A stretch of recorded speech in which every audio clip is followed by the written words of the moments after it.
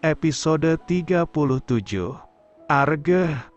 Asteris yang lolos dari bibir Mita membuat Gio makin kalap. Enfu itu berada di ubun-ubun memecah keheningan, membuat suara berk Asteris mah di kamar mereka. Keringat bercucuran membuat keduanya saling bertukar sensasi.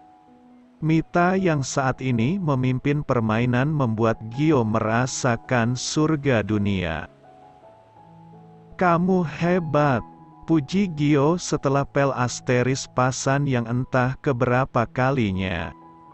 Mita bermain kali ini penuh emosi karena pikirannya masih dipenuhi oleh hinaan dari mantan mertua yang mengatakannya mandul. "Maaf jika ada yang tidak kamu sukai," ucap Mita pelan. Gio mendekat pada Mita dan mengecup keningnya sekilas lalu memeluk tubuh istrinya ini. "Ada beberapa masalah tadi di kantor sayang," ucap Gio mulai bercerita. "Masalah? Apa masalah besar?" "Bukan mengenai perusahaan tapi mengenaiku," jawab Gio mulai serius. Mita memiringkan tubuhnya menghadap Gio hingga saat ini suami istri itu saling tatap. "Apa masalahnya?" tanya Mita sambil mengeratkan genggaman selimutnya. Angel hamil, gumam Mita terkejut dan saat ini pikiran negatif mulai bersarang di kepalanya. Apakah kejadian masa lalunya dan Farel terulang lagi? "Tapi bukan anakku sayang. Aku berani bersumpah kalau tidak pernah menyentuh Angel sekalipun. Dia anak lelaki lain yang aku tahu siapa lelaki itu." Jelas Gio cepat. "Lalu?" tanya Mita penasaran. "Dia datang untuk meminta pertanggungjawabanku. Aku sudah katakan kalau aku sudah menikah dan mencintai istriku. Tapi dia justru makin gencar ingin menjebakku tapi aku punya semua buktinya," terang Gio.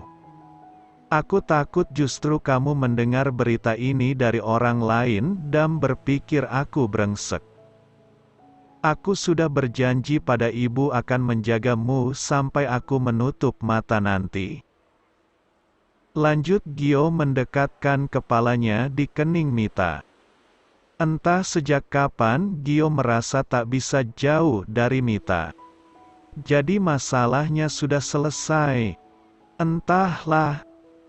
Kalau Angel dan papanya belum puas bisa saja mereka kembali lagi.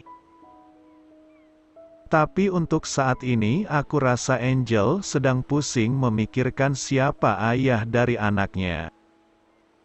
Kenapa tidak kamu beritahukan saja Iyo? Kasihan Angel. Perempuan seperti dia tidak perlu dikasihani sayang. Biar saja dia berpikir sendiri, ucap Gio. Dia memang benar-benar kesal dengan mantan kekasihnya itu. "Pa, aku ingin kembali ke luar negeri," ucap Angel tiba-tiba. "Jangan bodoh Ngel. Kamu sedang hamil saat ini." "Justru karena aku hamil aku ingin ke luar negeri Pa. Di sini hanya hinaan yang aku dapati hamil tanpa suami." "Ngel, kamu harus cari lelaki itu. Minta dia bertanggung jawab atas anak itu. Minta dia memberikan kamu kompensasi atas kehamilanmu." "Kompensasi? Apa hanya uang yang ada dalam pikiran Papa saat ini? Keselamatan dan harga dirimu Pa yang lebih penting saat ini?" Bentak Angel merasa papanya hanya memanfaatkannya untuk uang. "Tapi kamu tidak bisa memungkiri Ngel kalau kita butuh uang. Semuanya perlu uang. Terserah papa. Aku capek pa, lelah dengan semua ini. Kesal Angel berjalan meninggalkan papanya sendiri. Tak terasa waktu pun berlalu. Hari ini adalah hari di mana ulang tahun perusahaan dilaksanakan. Gio sudah bersiap sedangkan Mita masih sibuk merapikan penampilan suaminya ini. Nanti pukul 10 sopir kantor akan menjemputmu sayang. Aku berangkat dengan papa duluan, ucap Gio. Mita hanya tersenyum manis sambil merapikan dasi Gio. Kap. Gio mencium kening Mita sekilas. Biarkan aku merapikan pakaianmu dulu, ucap Mita. Oke, sayang. Nanti dandannya jangan terlalu cantik. Aku takut banyak yang memperhatikanmu.